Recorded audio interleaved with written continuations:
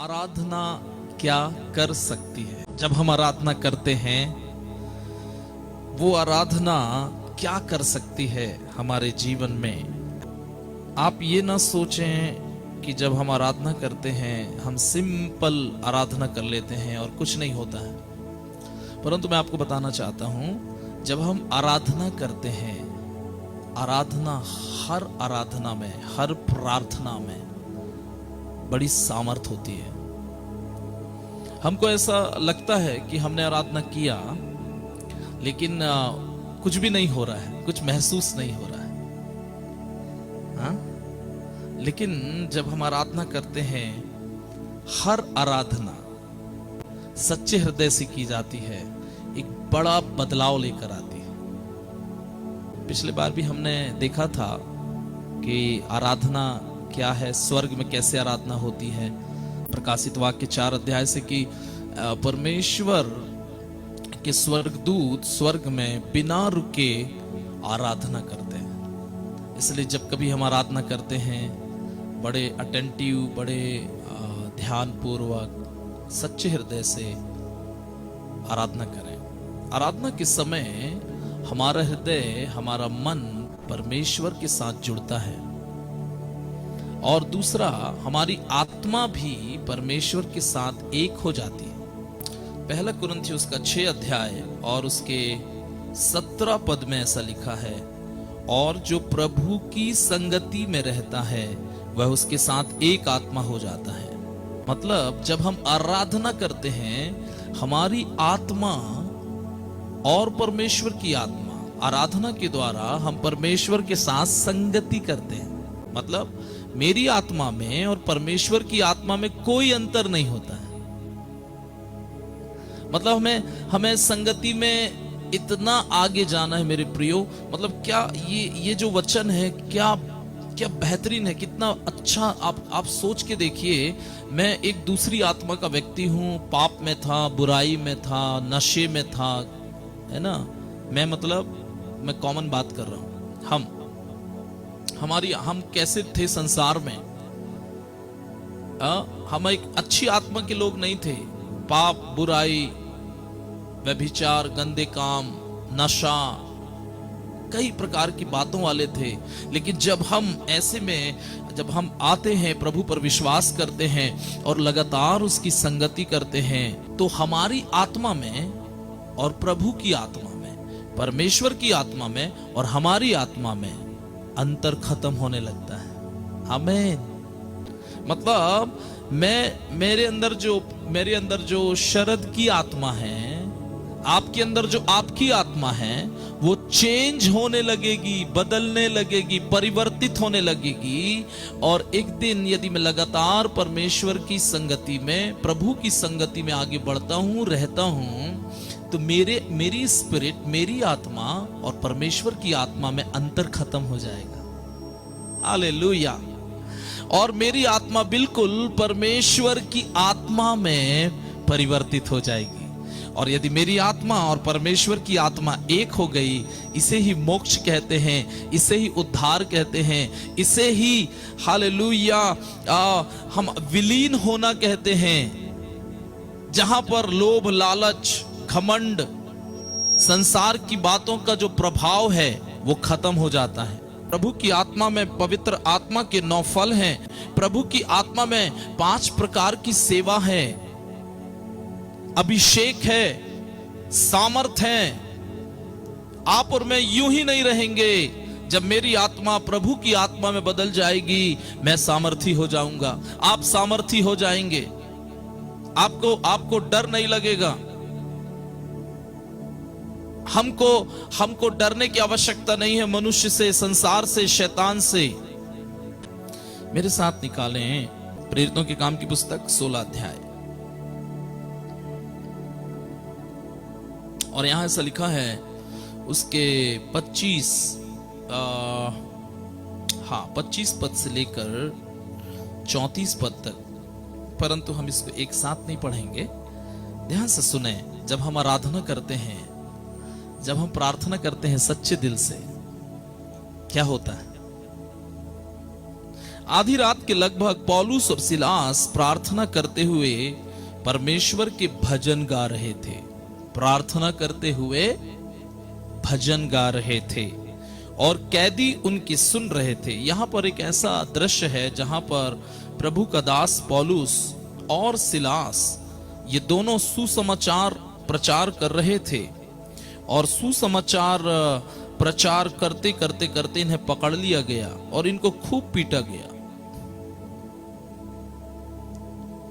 यदि हम 19 पद से देखें तो यहां ऐसा लिखा है, जब उसके स्वामियों ने देखा कि हमारी कमाई की आशा जाती रही तो पौलुस और सिलास को पकड़ के चौक में प्रधानों के पास खींच ले आए और उन्हें फौजदारी के हाकिमों के पास ले गए और कहा, ये लोग जो यहूदी हैं हमारे नगर में बड़ी हलचल मचा रहे हैं और ऐसी रीतियां बता रहे हैं जिन्हें ग्रहण करना या मानना हम रोमियों के लिए ठीक नहीं। तब भीड़ के लोग उनके विरोध में इकट्ठे होकर चढ़ाए और हाकिमों ने उनके कपड़े फाड़कर उतार डाले और उन्हें बेंत मारने की आज्ञा दी। बहुत बेंत लगवाकर उन्होंने उन्हें बंदी गृह में डाल दिया और दारोगा को आज्ञा दी कि उन्हें चौकसी से रखे। उसने ऐसी आज्ञा पाकर उन्हें भीतर की कोठरी में रखा और उनके पांव काठ में ठोक दिए गए। आप देखना, पौलुस और सिलास जेल में हैं, बंदी गृह में हैं, बहुत मारा गया है, हड्डी पसली तोड़ दिया गया, भयंकर मारा गया, बेंतों से मारा गया। मेरे प्रियो,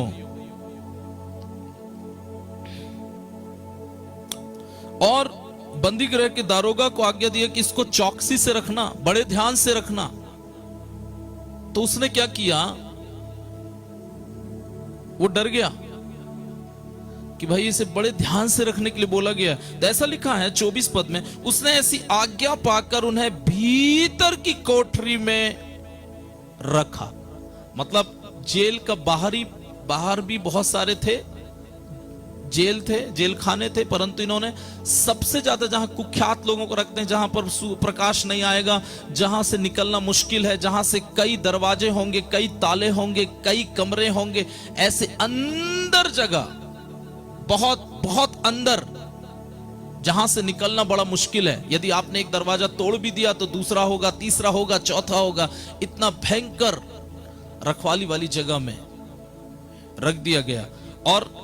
और वो सोचा कि कहीं ये कुछ गड़बड़ भी ना हो बोलकर के उसने क्या किया मालूम है, उनके पांव को जो बड़े खीले होते हैं, पैर ऊपर से नीचे लकड़ी रखा होगा, मुझे ऐसा लगता है नीचे लकड़ी रही होगी, लकड़ी की पटिया रखी होगी, बड़ी मोटी रखी गई होगी और बड़े खीले जैसे प्रभु यीशु के पांव में गाड़ दिए गए, ऐसे ही उनको ठोक दिया गया ताकि ये चल फिर ना सके।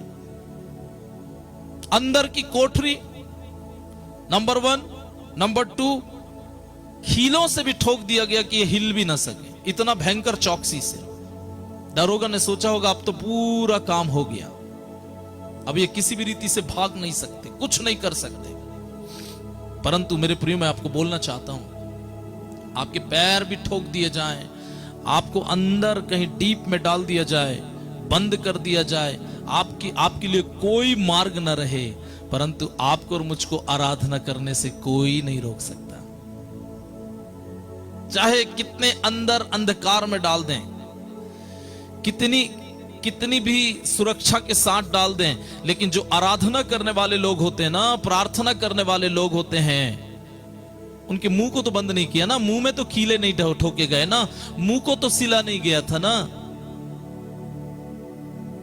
वो आधी रात के लगभग पौलुस और सिलास रोने की बजाय, हाय तौबा करने की बजाय, यहां दर्द हो रहा है, वहां दर्द हो रहा है, तुझे कितना मारा गया, मुझे कितना मारा गया, मुझे कितनी चोटें आई है, घाव का वर्णन करने की बजाय, ऐसा लिखा है आधी रात के लगभग पौलुस और सिलास प्रार्थना करते हुए परमेश्वर के भजन गा रहे थे। वाह, वंडरफुल, अद्भुत बात। इतना मारा गया, पीटा गया, घायल किया गया, बहुत सारे कारण थे कि आराधना ना की जाती, बहुत सारे कारण थे कि वे प्रार्थना ना करते, परंतु आधी रात को जब सब सो रहे थे, पौलुस और सिलास रोने की बजाय, दुख मनाने की बजाय, शिकायत करने की बजाय, परमेश्वर हम तेरा इतना काम कर रहे हैं, इतना सुसमाचार सुना रहे हैं, ये क्या मिल रहा है हमें इसके बदले। हम होते तो कई प्रकार की शिकायत करते, रोते, चिंता करते। लेकिन पौलुस और सिलास, ध्यान से सुनिएगा, मसीही लोगों की विशेषता क्या होती है। एक सच्चा मसीही कौन होता है? एक सच्चा मसीही एक प्रभु को जानने वाला परिस्थितियों के हिसाब से नहीं चलेगा। परिस्थितियां और चुनौतियों को कारण नहीं बनाएगा। परंतु ये लोग आधी रात को प्रार्थना कर रहे थे, और प्रार्थना करते करते वो क्या कर रहे थे? भजन गा रहे थे। आज मसीहियों के पास आराधना, प्रार्थना, चर्च में न जाने के लिए 10 कारण होते हैं, क्योंकि वे अपने प्रभु को नहीं जानते हैं। यहां परिस्थितियां पूरी विपरीत हैं कि वे आराधना ना करें। बहुत मारा गया होगा, दर्द रहा होगा, पीड़ा रही होगी, लेकिन वे भजन गा रहे थे। और ऐसा लिखा है, और कैदी उनकी सुन रहे थे। इतने में, ध्यान से सुनिए क्या हुआ। जब वो आराधना कर रहे थे तो परमेश्वर चुप नहीं बैठेगा। ध्यान से सुनिएगा, जब आप और मैं आराधना करते हैं, परमेश्वर शांत नहीं बैठेगा। इसलिए डोंट स्टॉप योर वर्शिप। अपनी आराधना को बंद मत करिए, चर्च जाना बंद मत करिए, प्रार्थना करना बंद मत करिए। जो सेवा परमेश्वर ने दी है आपको और मुझको, वो सेवा करना बंद मत करिए। क्यों? क्योंकि 26 पद में लिखा, इतने में एकाएक, ऑल ऑफ सडन, एक बड़ा भूकंप आया, यहां तक कि बंदी गृह की नींव हिल गई, और तुरंत सब द्वार खुल गए और सबके बंधन खुल पड़े। Hallelujah, praise the Lord. जब हम आराधना करते हैं, जब हम प्रार्थना करते हैं, चर्च, परमेश्वर स्वर्ग में शांत नहीं बैठेगा। यदि भीतर की कोठरी में भी डाल दिया गया है आपको और मुझको, शैतान ने, अंधकार की शक्तियों ने आपको और मुझको जकड़ लिया है, पकड़ लिया है, कोई रास्ता नजर नहीं आ रहा है। ओके, आपको कुछ समझ नहीं आ रहा, मैं क्या करूं? कुछ मत करिए, आराधना करना शुरू करिए, स्तुति के गीत गाना शुरू करिए, और करते रहिए, करते जाइए, करते जाइए, करते जाइए। और मैं आपको बोल रहा हूं, परमेश्वर का वचन सत्य है, वो युगानुयुग एक सा परमेश्वर है। यदि वो बंदी गृह की कोठरी में पौलुस और सिलास की आराधना के बाद भूकंप लेके आ सकता है, तो आपकी और मेरी जिंदगी के अंदर भी जहां बंधन है, जहां बंधवाई है, शैतान है, अंधकार की शक्तियां हैं, मनुष्य की ताकत ने आपको और मुझको जकड़ा, मैं आपको बोल रहा हूं, अचानक से, ऑल ऑफ सडन, परमेश्वर एक बड़ा भूकंप लेकर आएगा, एक बड़ा हलचल लेकर आएगा, जहां पर बंदी गृह की नींव हिल जाएंगी। शैतान ने कितना भी जकड़ा होगा आपको और मुझको, कितना भी बंधन में बांधा होगा, कई साल के होंगे, पूर्वजों के श्राप और बंधन होंगे, आपके और मेरे जीवन में बीमारी के बंधन होंगे, निराशा के बंधन होंगे, कई प्रकार के बंधन होंगे। मैं आपको बोल रहा हूं, वो नींव, परमेश्वर उन बंधनों की, बंदी गृह की नींव को हिला के रख देगा। केवल दीवार नहीं हिली, ऐसा लिखा नींव हिल गई। मतलब जो नींव जो होती है वो बहुत गहराई में होती है। मैं आपको बोल रहा हूं, परमेश्वर गहराई में जाकर के हमारे बंधनों को तोड़ सकता है। वो हमारी आराधना का इंतजार कर रहा है, वो हमारी प्रार्थना का वेट कर रहा है। मेरा बेटा, मेरी बेटी, तू कब प्रार्थना करेगी? मुझसे प्रार्थना कर और मैं तेरी सुनकर तुझे बड़ी बड़ी कठिन बातें बताऊंगा जो तू अभी नहीं समझता। यिर्मयाह की पुस्तक 33 अध्याय उसका 3 पद। पौलुस और सिलास प्रार्थना करते हुए भजन गा रहे थे और कैदी उनकी सुन रहे थे। इतने में एकाएक, हालेलुया, आपका एकाएक समय आ रहा है। ऑल ऑफ सडन, जो बंधन आपके जीवन में जो कंटिन्यू है, जो श्राप आपके जीवन में है, हमारे जीवन में है, पूर्वजों के बंधन, लोगों के बंधन, कर्जे का बंधन, कई प्रकार का बंधन, कई प्रकार के बंदी गृह में आप और मैं होंगे, जेल में होंगे। मेरा प्रभु, हालेलुया, हर जेल की नींव को हिला सकता। आपको मालूम है जेल की नींव हमारे सामान्य घर की नींव से काफी मजबूत बनाई जाती है। ताकि कोई खोद भी ना सके और बाहर ना जा सके। नींव हिल जाती है, नींवें हिल जाती हैं जब आप और मैं आराधना करते हैं, आत्मा और सच्चाई से आराधना करते हैं। परमेश्वर ने देखा कि इनके घाव हैं, ये रोने की बजाय, ये शोक मनाने की बजाय ये आराधना कर रहे हैं। हम थोड़ा सा निराशा आता है हमारे जीवन में, थोड़े से काम हमारे नहीं बनते, थोड़ा सा चमत्कार होना बंद हो जाता है, हम निराश होकर चुप बैठते हैं और केवल हम प्रेयर रिक्वेस्ट देते रहते हैं। पास्टर जी ऐसा हो गया, ब्रदर ये बात के लिए प्रार्थना करें, और हमारा चेहरा लटक जाता है। परंतु गौर करके देखिए, कल्पना करके देखिए, जेल के अंदर, बंदी गृह के अंदर, वैसे भी जेल के अंदर जाते बराबर निराशा आ जाती है।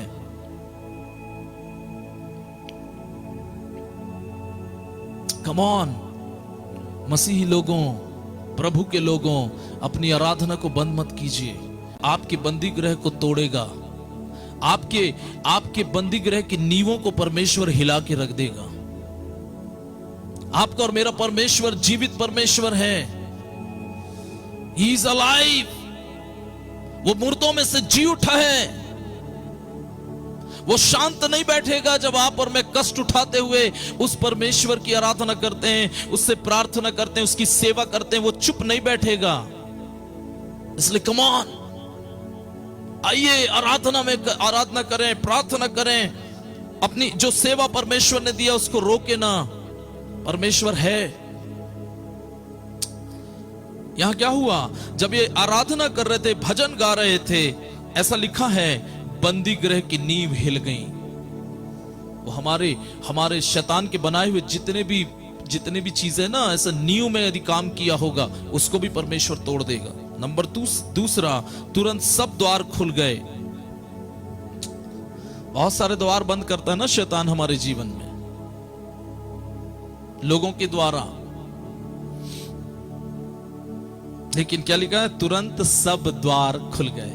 जब हम आराधना करेंगे, हमारे सारे बंद दरवाजे आशीषों के, हालेलुया, फाइनेंसेस के, कमी घटी के, जो भी दरवाजे परिस्थितियों ने, शैतान ने, अंधकार की ताकतों ने बंद किया है हमारे लिए, वो सब दरवाजे खुलेंगे, सबके सब खुलेंगे।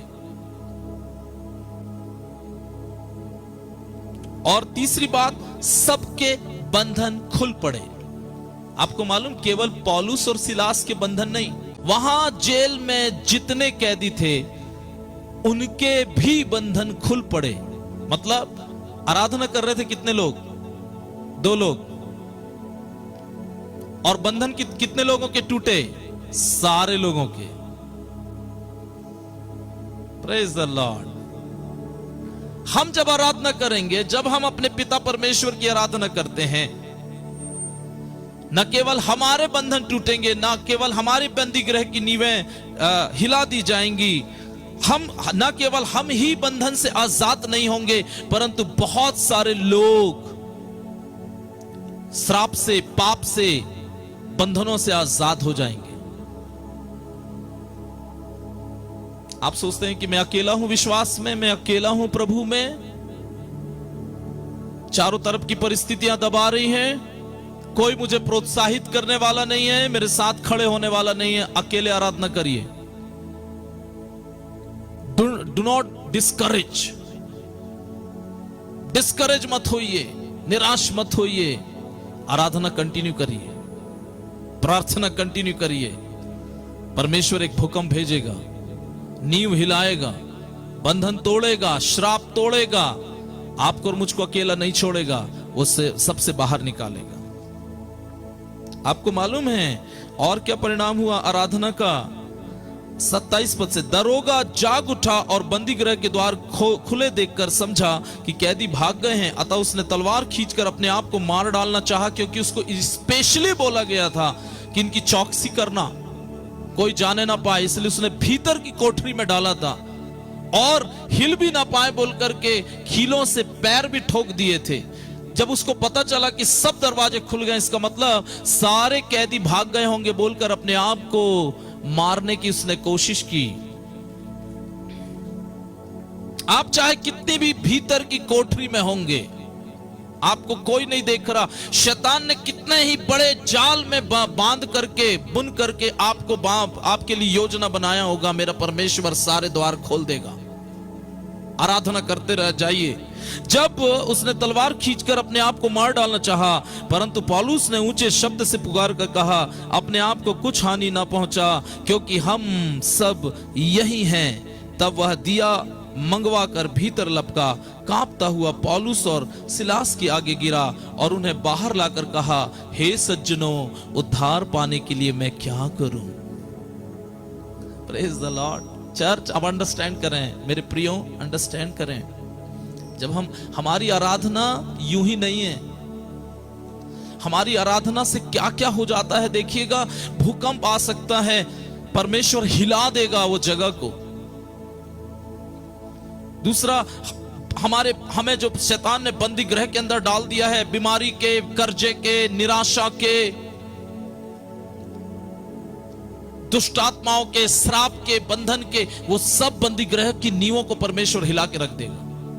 हमारी आराधना से चाहे कितने भी बंधन उसने हमारे जीवन में बांधे होंगे कि आप और मैं आगे ना जा सके, प्रभु में आगे ना बढ़ सके, आशीष में आगे ना बढ़ सके, वो सारे बंधन परमेश्वर खोल के रख देगा। जितने भी दरवाजे उसने हमारे भविष्य के लिए, फ्यूचर के लिए बंद करके रखे हैं, परमेश्वर उन सब दरवाजों को खोल डालेगा।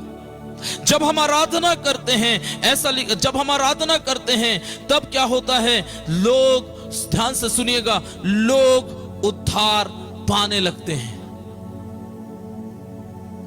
जितने भी लोग हमारे चारों तरफ बंधन में हैं, उनके भी बंधन खुल जाते हैं जब आप और मैं आराधना करते हैं।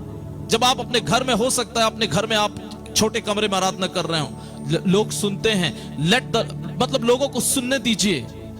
आपको मालूम है उनके बंधन क्यों टूटे, उनके भी बंधन क्यों खुल गए? क्योंकि जो आराधना वे कर रहे थे, बाकी सब कैदी सुन रहे थे। डरिए मत, अपने घर में आराधना करिए, स्तुति करिए, और मैं कह रहा हूं खिड़की खोल दीजिए, दरवाजे खोल दीजिए, ताकि लोग सुने, ताकि वे लोग भी जो बंधन में हैं उनके बंधन खुल जाएं। आपकी और मेरी आराधना यूं ही नहीं है, आपकी और मेरी आराधना पावरफुल है। कुछ होता है आत्मिक जगत में। हालेलुया, अंडरस्टैंड करें। मगर उल्टा ये होता है, हम डरते हैं, घबराते हैं, हम और दरवाजे बंद कर देते, और खिड़कियां बंद कर देते हैं, ताकि हमारी कोई ना सुने। प्रभु चाहता है कि लोग सुने, ताकि हमारे बंधन तो टूटे ही टूटे, उनके भी बंधन टूटे जो हमारे आसपास हैं।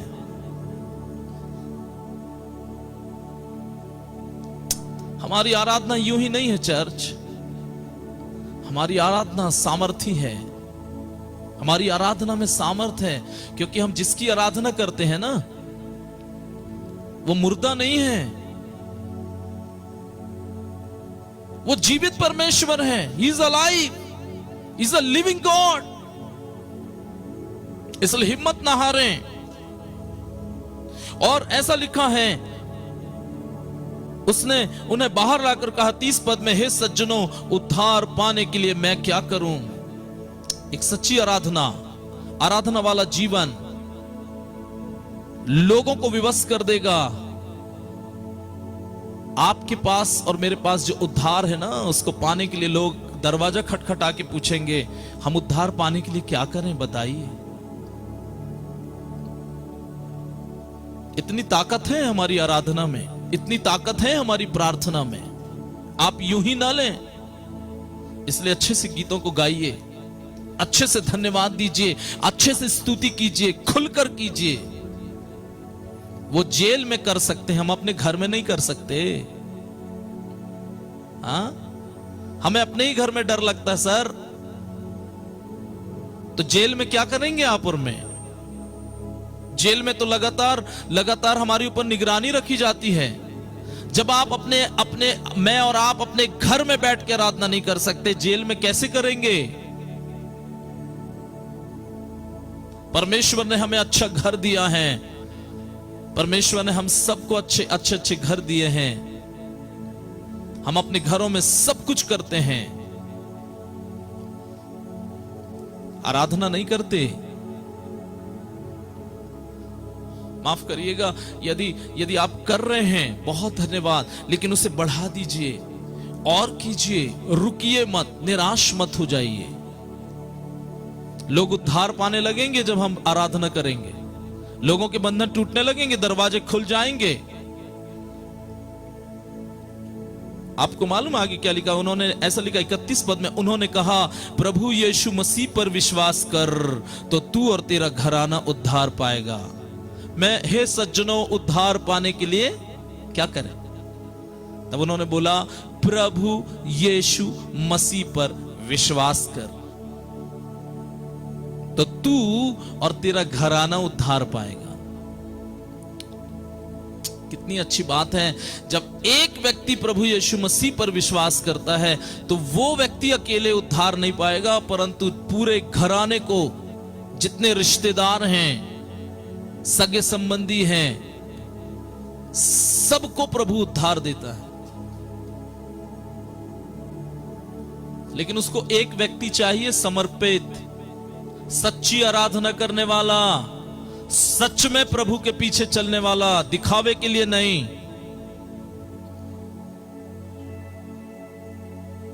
आज हमारी आराधना मॉडर्नाइज्ड होते चली जा रही है।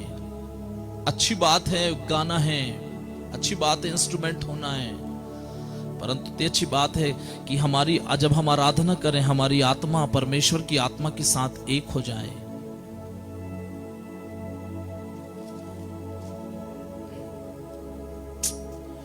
हालेलुया।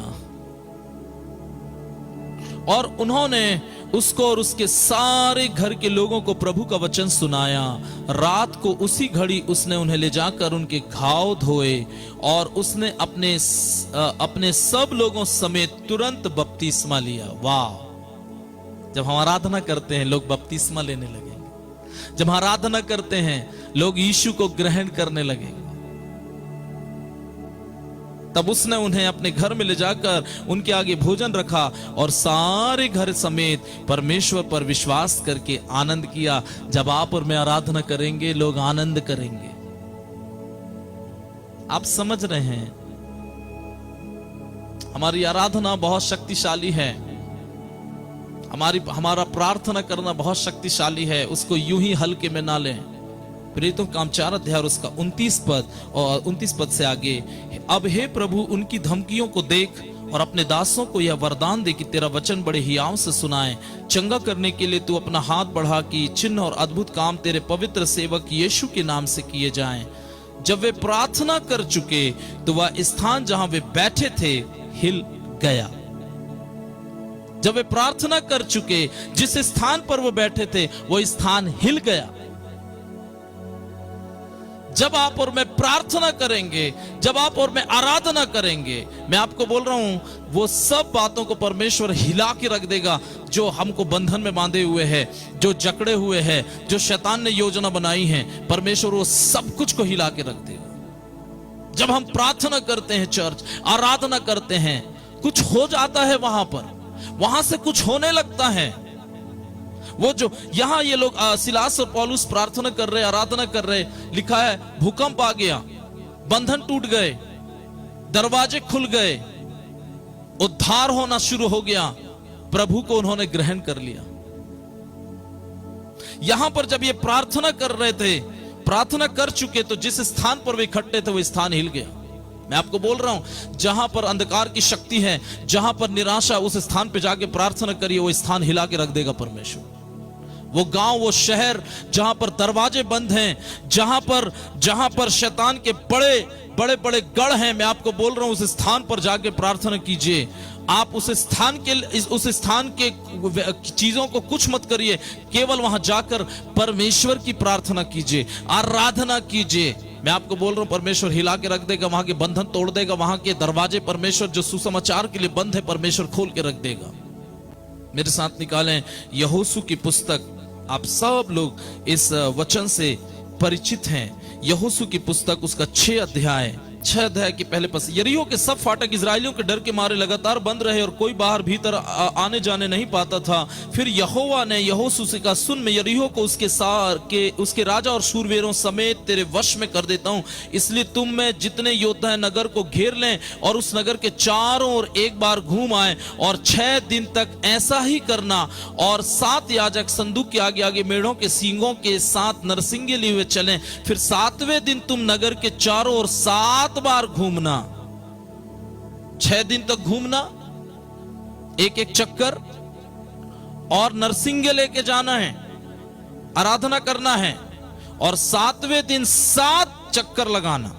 एक ही दिन में 7वां जो दिन है उस दिन में 7 चक्कर लगाना। और क्या करना, और तुम नगर के चारों ओर 7 बार घूमना, और याजक भी नरसिंगे फूंकते चलें, और जब वे मेढ़ों के सींगों के नरसिंगे देर तक फूंकते रहें, तब सब लोग नरसिंगे का शब्द सुनते ही बड़ी ध्वनि से जय जयकार करें।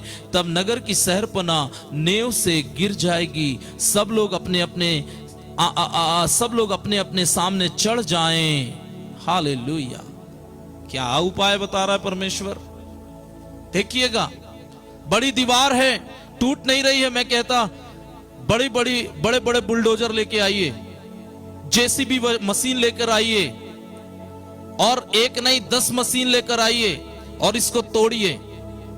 लेकिन परमेश्वर क्या सलाह दे रहा, देखिएगा। बड़ी दीवार है और इतनी चौड़ी दीवार थी कि उसमें 10 रथ एक साथ दौड़ सकते थे लोग। इतनी चौड़ी दीवार थी कि उसके नीचे घर बना के रहते थे लोग, और जितनी ऊपर थी उससे भी उतना ही वो दीवार जो है अंदर भी थी, नींव उसकी जो थी अंदर थी। और परमेश्वर क्या सलाह दे रहा, देखिएगा। परमेश्वर कह रहा है, गेती, फावड़ा और सब्बल और जेसीपी मशीन और इससे उसको लेके नहीं जाना यरीहो की दीवार को तोड़ने के लिए। कुछ नहीं करना, आराधना करते जाना, 6 दिन करना, 7वें दिन 7 चक्कर मारना, और जोर जोर से जय जयकार करना। किसकी? परमेश्वर की। जोर जोर से फूंक कर, ओ नरसिंगे फूंक कर, तुरही फूंक कर, ओ जोर जोर से परमेश्वर की आराधना करना। तब क्या लिखा है, वो दीवार नेव से गिर जाएगी। वाह परमेश्वर, क्या उपाय बताते हैं आप। परमेश्वर के उपाय मनुष्य के उपाय से अलग हैं। अपनी समझ का सहारा ना लेना, वरन संपूर्ण मन से परमेश्वर पे भरोसा रखना। आपको मालूम क्या हुआ? हाँ, 20 पद में, तब लोगों ने जय जयकार की और याजक नरसिंगे फूंकते रहे। और जब लोगों ने नरसिंगे का शब्द सुना तो फिर बड़ी ही ध्वनि से उन्होंने जय जयकार किया। तब शहरपना नींव से गिर पड़ी और लोग अपने अपने सामने से उस नगर में चढ़ गए और नगर को ले लिया। हालेलुया। आराधना, आराधना सचमुच की दीवार गिरा सकती है सर। हालेलुया। हम चिंता ज्यादा करते हैं, हम जिस चीज को गिराना चाहते हैं उसके बारे में बात करते हैं। मैं कह रहा हूं, अपने घर में बैठ करके प्रार्थना करने लगिए, आराधना करने लगिए। मैं आपको बोल रहा हूं, जो जो गिरना है, जो जो हटना है, जो जो टूटना है हमारे जीवन में, वो सब टूटते जाएगा, वो सब हटते जाएगा। अपनी प्रार्थना और अपनी आराधना को मजबूत करें। नींव से गिरा दिया। चेले जब प्रार्थना कर चुके, वो स्थान हिल गया।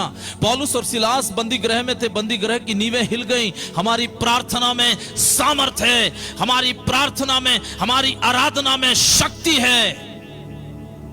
हालेलुया।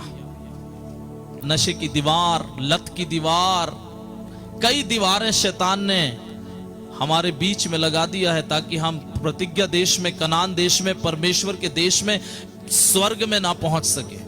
लेकिन हमारी प्रार्थना, हमारी आराधना वो सब चीजों को तोड़ सकता है। हम लोगों के पीछे भागते हैं, वो कर देगा, उसकी प्रार्थना से हो जाएगा। मैं बोल रहा हूं, आप प्रार्थना कीजिए, प्रार्थना कीजिए अपने घर में, चाहे कितनी प्रॉब्लम क्यों ना हो, चारों तरफ समस्याएं क्यों ना हो। दूसरा इतिहास उसका 20 अध्याय, और यहां लिखा है, यहोशापात चारों तरफ से घिर गया।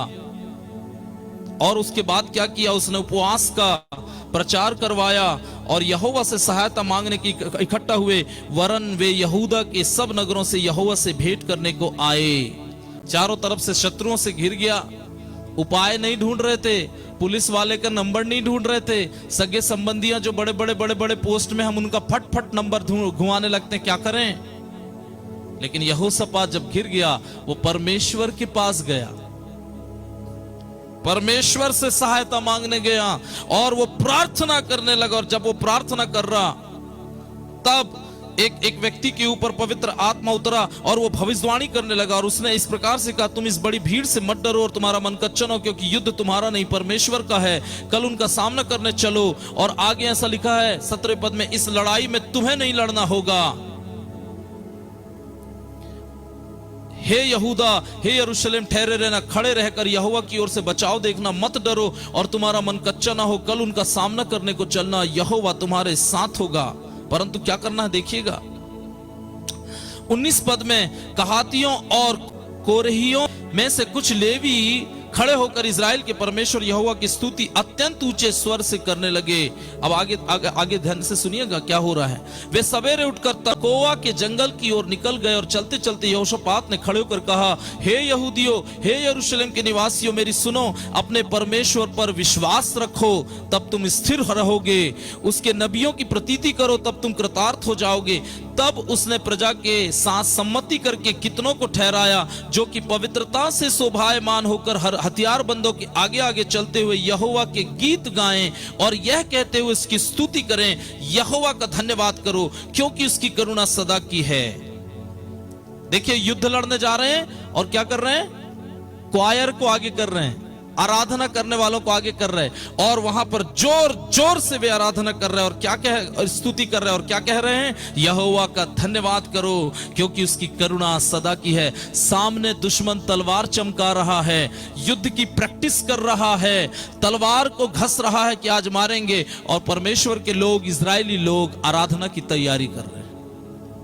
जब विपत्ति आए, दुश्मन आए, आपको लड़ना है, आप हथियार मत निकालिए, आप आराधना में लग जाइए, आप और मैं स्तुति में लग जाएं, उसका धन्यवाद करने लगे और जोर जोर से धन्यवाद करें, उसकी स्तुति करें, अपने जीवन को आराधना और प्रार्थना में लगा दें। मैं आपको बोल रहा हूं, लड़ना आपको और मेरे को नहीं पड़ेगा। जिस समय वे गाकर स्तुति करने लगे, 22 पद में लिखा है, उसी समय परमेश्वर घातकों को बैठाल दिया, और क्या हुआ, उसी समय वे सब मारे गए। जिस समय हम स्तुति करते हैं, जिस समय हम आराधना करते हैं, हमारा परमेश्वर स्वर्ग में शांत नहीं बैठता है, वो स्वर्ग से उतर आता है, अपने दूतों को भेजने लगता है, ताकि वे हमारे शत्रु, जो शत्रु लोग नहीं है, शैतान, अंधकार की ताकतें, श्राप, बंधन, वो सबको खत्म कर देता है। अपनी आराधना को मजबूत करें, अपनी प्रार्थना को मजबूत करें। एक बड़ा युद्ध आप जीत जाएंगे। आपके और मेरे जीवन के संघर्ष खत्म होने लगेंगे। आपके और मेरे चारों तरफ जो परिस्थितियां हैं वो बदलने लगेंगी, दीवारें टूट जाएंगी, शैतान ने कितने बंधन क्यों ना बांधे हों, वे सब खुल जाएंगे। आपकी और मेरी आराधना, आपकी और मेरी प्रार्थना को कम ना आंकें। Do not underestimate your worship and prayer life. कोई बात नहीं, गाना जैसे भी गाते आता है, स्तुति जैसे भी करते आता है, करिए। मैं अच्छा गाता हूं, आपकी अच्छी और बेकार आवाज को सुनने के लिए परमेश्वर नहीं है, वो आपके दिल की आवाज को सुनने के लिए। आप जैसा गा सकते हैं गाइए, जैसा स्तुति कर सकते हैं स्तुति करिए। यूहन्ना 4 अध्याय और उसके 23 और 24 पद में ऐसा लिखा है, परंतु वह समय आता है, वरन अब भी है, जिसमें सच्चे भक्त पिता की आराधना आत्मा और सच्चाई से करेंगे। कैसे आराधना करना है? दिखाने के लिए नहीं करना है, मैं इतना अच्छा गाता हूं, मैं इतना अच्छा गा रहा हूं, ओ मैंने कितना अच्छा गीत गाया। No no no no no, ऐसा लिखा है, अब वो समय आता है, वरन अब भी, जिसमें सच्चे भक्त पिता की आराधना आत्मा और सच्चाई से करेंगे, क्योंकि पिता अपने लिए ऐसे ही आराधकों को ढूंढता है। परमेश्वर अभी भी सच्ची आराधना करने वाले, सच्ची प्रार्थना करने वालों को ढूंढ रहा है। रूटीन वाली नहीं, खाने के समय वाली नहीं, चूंकि हम मसीह इसलिए हमको करना है, ऐसे वाले लोगों को नहीं।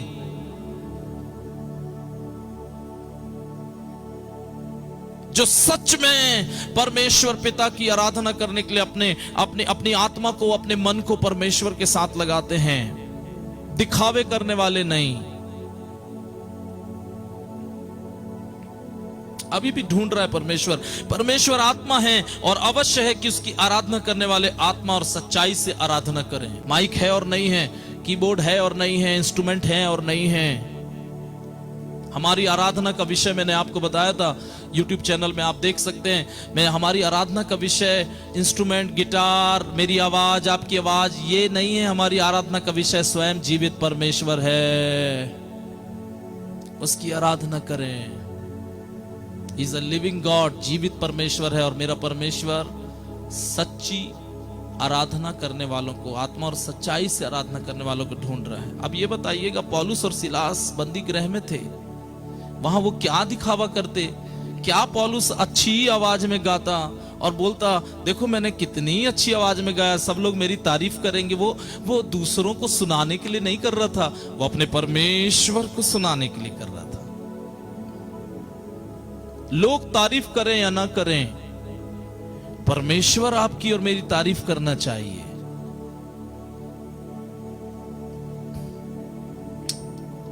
परमेश्वर ऐसे लोगों को ढूंढ रहा। क्या ऐसे लोग आप और मैं हैं?